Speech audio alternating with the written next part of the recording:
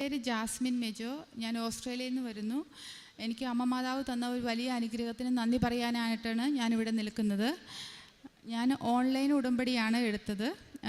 2022 December 8 ആദ്യമായി എൻ്റെ husband എൻ്റെ മകൾക്ക് വേണ്ടി ഓൺലൈൻ ഉടമ്പടി എടുക്കുന്നത്. 4 വർഷം എൻ്റെ മോളെ 3 വയസ്സായപ്പോൾ തൊട്ട് കണ്ണിലൊരു ഒരു കണ്ണ് വെറുതെ ചെറുതായിട്ടാണ് കാണപ്പെട്ടത്. അപ്പം ഞങ്ങൾ ഡോക്ടറിനെ കണ്ടപ്പോൾ അവർ പറഞ്ഞു ഇത് കുഴപ്പം, MRI ചെയ്തപ്പോൾ അവർ പറഞ്ഞു ഇത് കുഴപ്പമൊന്നുമില്ല, നിങ്ങൾ ജസ്റ്റ് ഒന്ന് ശ്രദ്ധിച്ച് നോക്കിയാൽ മതി, എങ്ങനെ എന്തെങ്കിലും പ്രോഗ്രഷൻ ഉണ്ടാവുന്നുണ്ടോ എന്ന്. കുറച്ച് കഴിച്ച് ലാസ്റ്റ് ഇയറിൽ ഒരു നവംബർ ആയപ്പോഴത്തേക്കും ഞങ്ങൾ നോട്ടീസ് ചെയ്തു അവിടെ കണ്ണ് ചെറുതായിട്ട് വരുന്നു. അത് തന്നെ നെറ്റിയിൽ ഇടത് സൈഡിൽ ഒരു തടിപ്പും തോന്നി. അപ്പോൾ ഞങ്ങൾ വീണ്ടും MRI ചെയ്യാനായിട്ട് ചെന്നപ്പോൾ ഡോക്ടർ MRI റിപ്പോർട്ടിൽ പറഞ്ഞു അവൾക്ക് മെനിഞ്ചിയോമ ആണെന്ന്, ഒരു കൈൻഡ് ഓഫ് ട്യൂമർ ആണെന്ന്. അപ്പം ഞങ്ങളാകെ തളർന്നു പോയി. അപ്പം ഞങ്ങൾക്ക് കൃപാസനത്തെക്കുറിച്ച് 2 വർഷം മുമ്പേ അറിയാമായിരുന്നു എൻ്റെ മദർ ഇൻ ലോ വഴി. പക്ഷേ അത്ര വിശ്വാസമൊന്നും ഉണ്ടായിരുന്നില്ല. ഞാൻ ഓർത്തു മാതാവ് എല്ലായിടത്തും ഉണ്ടല്ലോ, അപ്പോൾ പിന്നെ അങ്ങനെ പ്രാർത്ഥിച്ചാൽ മതിയെന്ന് കരുതി ഞാൻ ഉടമ്പടിയെക്കുറിച്ചൊന്നും ഇവിടെ വരുന്നതിനെക്കുറിച്ചൊന്നും ഞാൻ ആഗ്രഹിച്ചിരുന്നില്ല. പക്ഷേ അന്ന് ആ റിപ്പോർട്ട് അങ്ങനെ വന്നതിന് ശേഷം എൻ്റെ ഹസ്ബൻഡ് ഓൺലൈൻ ഉടമ്പടി എടുത്തു ഡിസംബർ 8 2022. അത് ഞങ്ങൾ കുടുംബ പ്രാർത്ഥനയൊന്നും, ക്രിസ്ത്യാനികളാണെങ്കിലും ഞങ്ങൾ കുടുംബ പ്രാർത്ഥനയൊന്നും അങ്ങനെ റെഗുലറായിട്ട് ചെല്ലാറുണ്ടായിരുന്നിട്ടില്ല. ഡ്യൂട്ടി ഞങ്ങൾക്ക് 2 പേർ നേഴ്സ് പ്രൊഫഷനാണ്. അപ്പോൾ അതുകൊണ്ട് ടയേർഡായിട്ട് വരും, റെഗുലറായിട്ടൊരു പ്രാർത്ഥന ഉണ്ടായിരുന്നില്ല.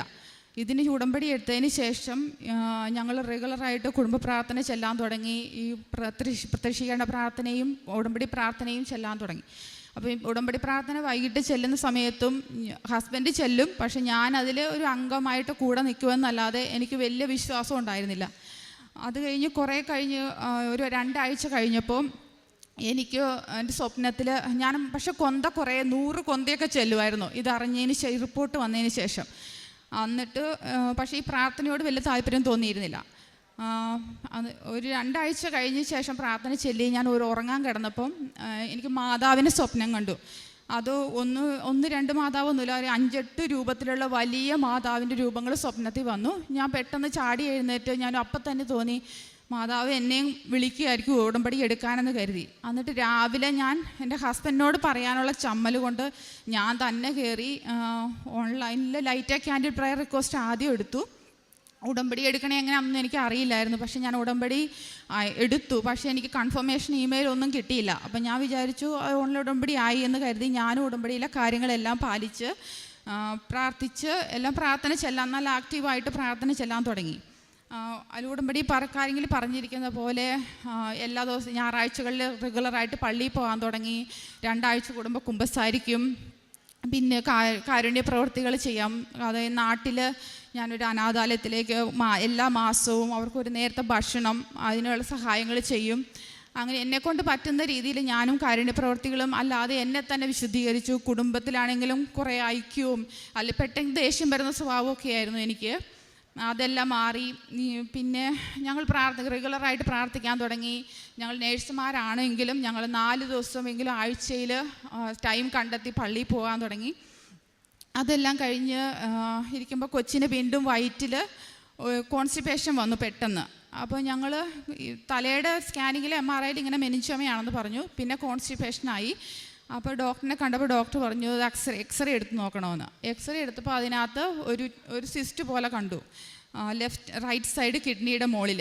അപ്പോൾ അവർ പറഞ്ഞു സ്കാൻ ചെയ്യണമെന്ന്. സ്കാൻ ചെയ്തപ്പോൾ അതിനകത്തുണ്ടായിരുന്നു, അവർ പറഞ്ഞു ഇതൊരു ട്യൂമറാണ്, 8 സെൻറ്റിമീറ്റർ ഉണ്ട്. അപ്പോൾ അങ്ങനെ അതുകൊണ്ട് നിങ്ങൾ സ്പെഷ്യലിസ്റ്റിനെ കാണണമെന്ന് പറഞ്ഞു. അപ്പം ഞങ്ങൾ ഈ ബ്രെയിനിലുള്ള ഈ മുഴ കാരണം ഞങ്ങൾ ന്യൂറോ സർജനെ കാണാൻ വേണ്ടി പോയപ്പോൾ ഞാൻ ഈ റിപ്പോർട്ടും കൊണ്ടുപോയി സ്കാനിങ്ങിൻ്റെ. അപ്പോൾ ഡോക്ടറെ കാണിച്ചപ്പോൾ പറഞ്ഞു ഈ റിപ്പോർട്ട് കണ്ടിട്ട് നിങ്ങൾ ആദ്യം കാണേണ്ടത് ഒരു പീഡിയാട്രിക് ജനറൽ സർജനെയാണ്, അതൊരു 8 സെൻറ്റിമീറ്റർ ഉള്ളൊരു മുഴയായിരുന്നു. അപ്പം ഞങ്ങൾക്ക് ആ ന്യൂറോ സർജൻ തന്നെ ജനറൽ സർജനെ റെഫർ ചെയ്തു. അപ്പം ഞങ്ങൾ പെട്ടെന്ന് തന്നെ ഒരു 2 ദിവസം കഴിഞ്ഞപ്പോൾ തന്നെ അപ്പോയിൻമെൻറ്റ് കിട്ടി. ഞങ്ങൾ ജനറൽ സർജനെ കാണാൻ ചെയ്തു. അയാൾ പറഞ്ഞു എനിക്കിത് ഓപ്പറേഷൻ ചെയ്യാൻ പറ്റത്തില്ല, കാരണം ഇത് ഇച്ചിരി വലിയ മുഴയാണ്. അപ്പം നിങ്ങളൊരു ഓൺകോളജിസ്റ്റിനെ കാണണം എത്രയും പെട്ടെന്നെന്ന് പറഞ്ഞു. അവർ തന്നെ ഓൺകോളജിസ്റ്റിന് റെഫർ ചെയ്തു. മുഴ ഓപ്പറേഷൻ ചെയ്യാൻ പറ്റാതിരിക്കുന്നതിന് കാരണം അത് ഒരു അയോർട്ടയുടെ വാൽവിനോട് ചേർന്നിരിക്കുക, ഹാർട്ടിനോട് അടുത്തായിരുന്നു. അപ്പോൾ അവർ പറഞ്ഞു അത് ഓപ്പറേഷൻ ചെയ്യുന്നത് റിസ്ക്കാണ്, അപ്പം നിങ്ങൾ ഓങ്കോളജിസ്റ്റിനെ കണ്ട് വേറെ ട്രീറ്റ്മെൻറ്റ് എന്തെങ്കിലും നോക്കാം എന്ന് പറഞ്ഞു. അപ്പോൾ ഓങ്കോളജിസ്റ്റിന് ചെന്ന് കണ്ടപ്പോൾ അവർ പറഞ്ഞു, ഇത് പെട്ടെന്ന് നമുക്ക് ബയോപ്സി ചെയ്യണം. കണ്ണിൻ്റെ മുകളിൽ നിന്നുള്ള ബയോപ്സിയും പിന്നെ ബോണിലേക്കുള്ള ബോൺ മാരോയും ചെയ്ത് നോക്കാം. അത് മിക്കവാറും മാലിഗ്നൻ്റ് ആവാനാണ് ചാൻസ്. കാരണം രണ്ട് സ്ഥലത്ത് സിസ്റ്റ് കണ്ടതുകൊണ്ട്.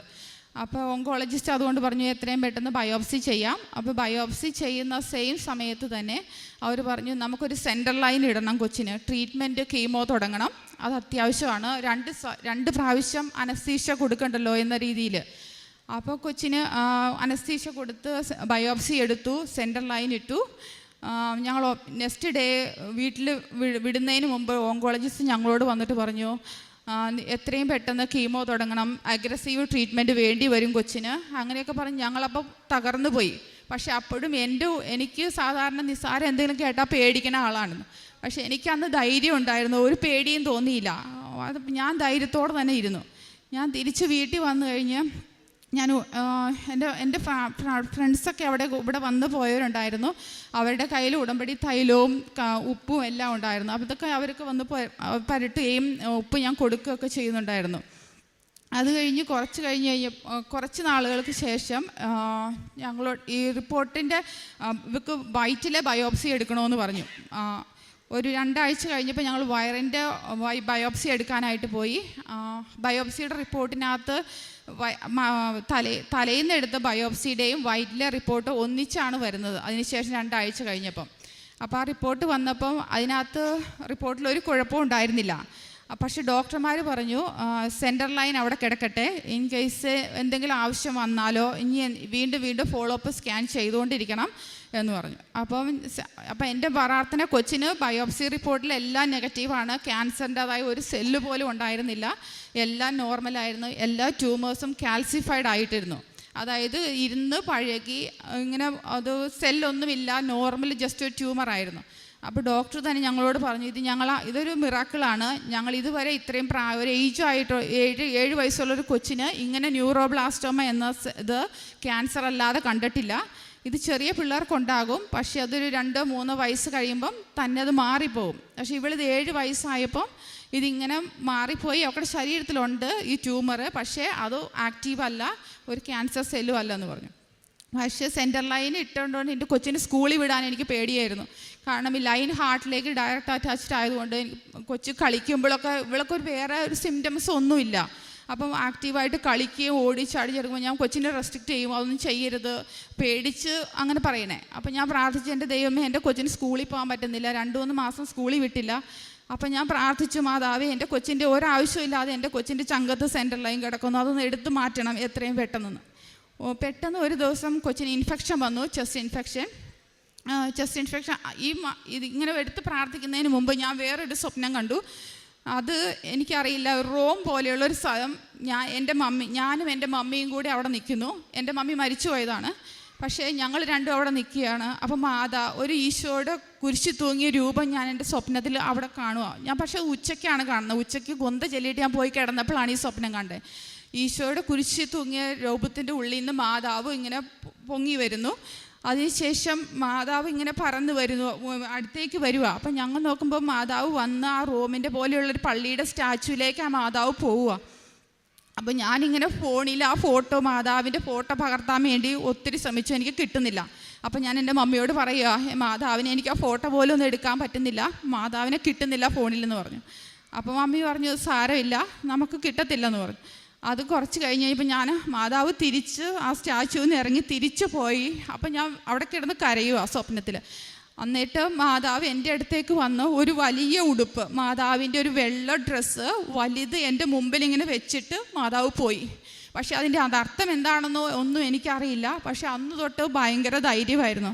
ഞാൻ വിചാരിച്ചു എൻ്റെ കൊച്ചിനൊരു പുതിയ ജീവൻ നൽകുന്നതായിരിക്കുമെന്ന്. അത് കഴിഞ്ഞാണ് ഈ ഇൻഫെക്ഷൻ വരുന്നത് ചെസ്റ്റിൽ. ഇൻഫെക്ഷൻ വന്നു കഴിഞ്ഞപ്പം ഞങ്ങൾ ഡോക്ടറിനെ കാണാൻ ചെന്നപ്പോൾ പറഞ്ഞു അതൊരു MRSA ഇൻഫെക്ഷനാണ്, അത് ആൻറ്റിബയോട്ടിക് റെസിസ്റ്റൻ്റ് ആയിട്ടുള്ള ഇൻഫെക്ഷനാണ്. അപ്പോൾ അതുകൊണ്ട് ഇത് നമുക്ക് ഹാർട്ടിൽ ആ സാധനം വെച്ചുകൊണ്ടിരിക്കാൻ പറ്റത്തില്ല, എത്രയും വേഗം അത് റിമൂവ് ചെയ്യണമെന്ന് പറഞ്ഞു. അപ്പോൾ നെക്സ്റ്റ് ഡേ ഞങ്ങൾ അഡ്മിറ്റായി, നെക്സ്റ്റ് ഡേ റിമൂവ് ചെയ്ത് ഞങ്ങളെ വീട്ടിൽ വിട്ടു. അപ്പം ഞാൻ മാതാവിനോട് പ്രാർത്ഥിച്ചിട്ടുണ്ടായിരുന്നു, ഈ ലൈനൊന്ന് ഊരിത്തരണം മാതാവേ, ഒരാവശ്യമില്ലാതെ എൻ്റെ കൊച്ചിൻ്റെ ചങ്കിൽ അത് കിടക്കുവാണ്, എൻ്റെ കൊച്ചിന് കളിക്കാനോ ചിരിക്കാനോ ഒന്നും, ഒരു കുളിക്കാൻ പോലും പറ്റില്ലായിരുന്നു ശരിക്കും.